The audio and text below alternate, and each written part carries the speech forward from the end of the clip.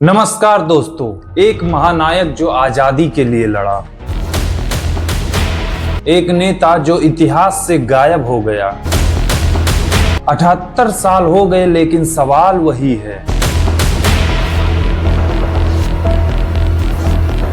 क्या सुभाष चंद्र बोस सच में मरे थे?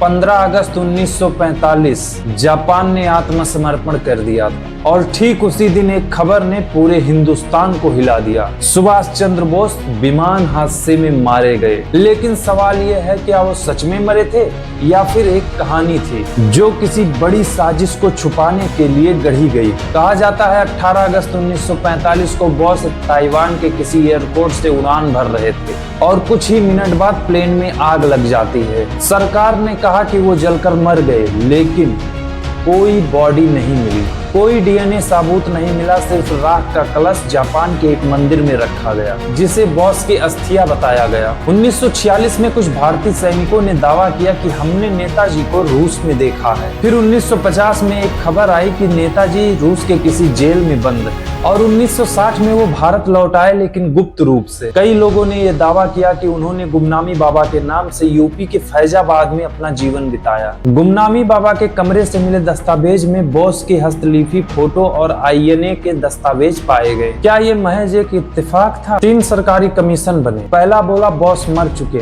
दूसरा बोला उनकी मौत की कोई ठोस सबूत नहीं मिली, और तीसरा मुखर्जी कमीशन 2005 ने साफ बोला कि ताइवान में ऐसा कोई प्लेन क्रैश हुआ ही नहीं। तो फिर नेताजी गए कहाँ? क्या वो रूस में बंद थे या फिर वो भारत लौटकर किसी और नाम से जिंदा रहे?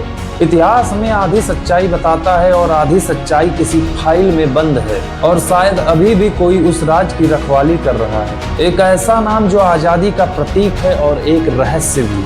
आप क्या सोचते हैं? कमेंट में बताइए। इस राज को सुलझाने में हमारी मदद कीजिए। धन्यवाद।